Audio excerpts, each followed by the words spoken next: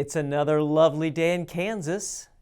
After many weeks of very mild winter weather, these days of below freezing temps are a little tough to take. And it's supposed to be even colder and windier with accumulating snow this weekend. Even so, both the Maple and Tyler campuses will be open for our normally scheduled services, and the new masked mandatory service at the 10 a.m. Tyler is still on. So do take care if you will be attending worship in person. And if you choose to stay home, the services will be live streamed and available at any time.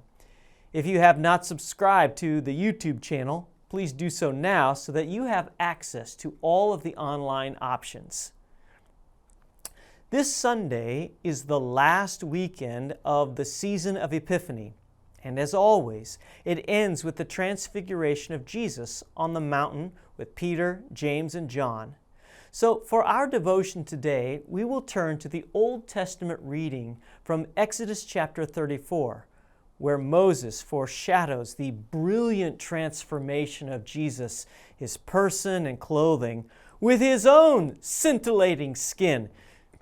Yes, he too went up a mountain and was with God. He too was changed in his appearance.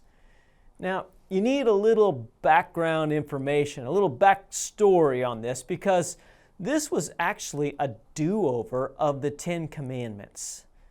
You might remember the first time didn't end well, as Moses came down from the Mount Sinai and with stone tablets in hand, only to find that the people had grown impatient with his 40-day absence and decided to have Aaron, Moses' brother, make the golden calf.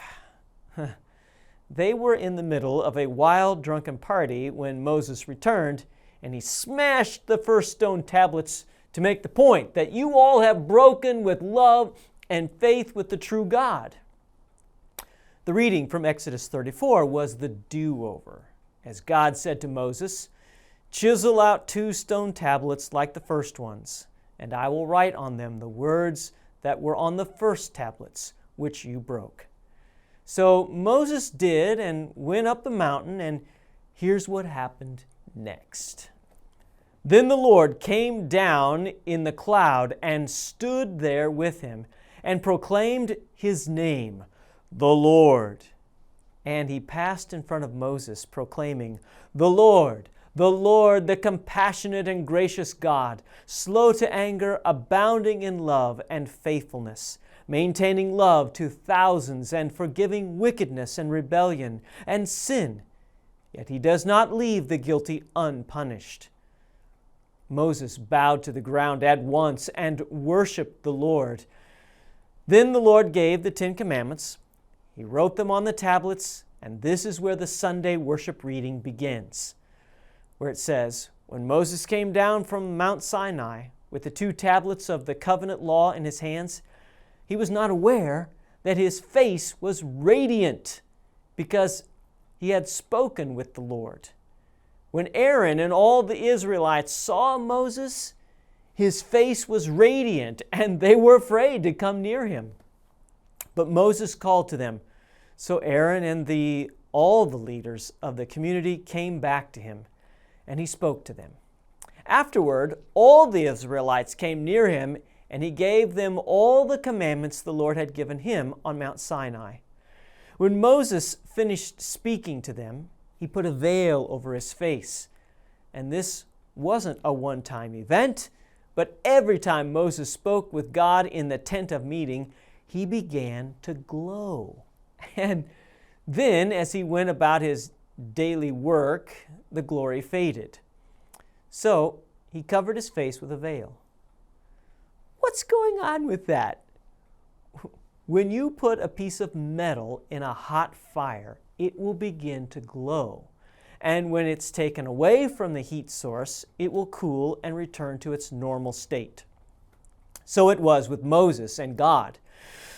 Not much was made of this phenomena other than to report that it happened.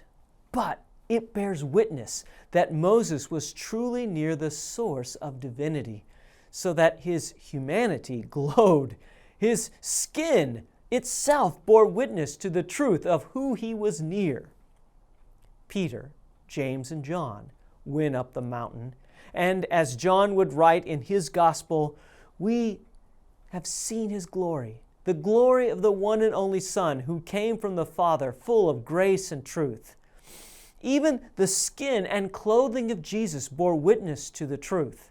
And this gleaming brilliance is not just for Moses and Jesus, but a day is coming when your skin and your clothes will bear the truth of the one you are with. The Old Testament prophet Daniel wrote that at the final day of judgment, and at that time, your people, everyone whose name is found written in the book, will be delivered. Multitudes who sleep in the dust of the earth will awake, some to everlasting life, others to shame and everlasting contempt.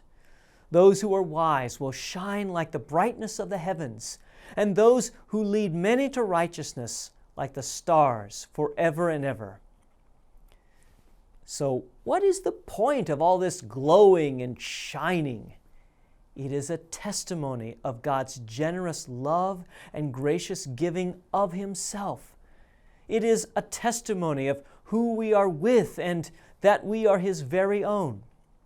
So, stay safe and warm this weekend, and a quick reminder that your Lenten devotions will be waiting for you at either campus this weekend or the following weeks.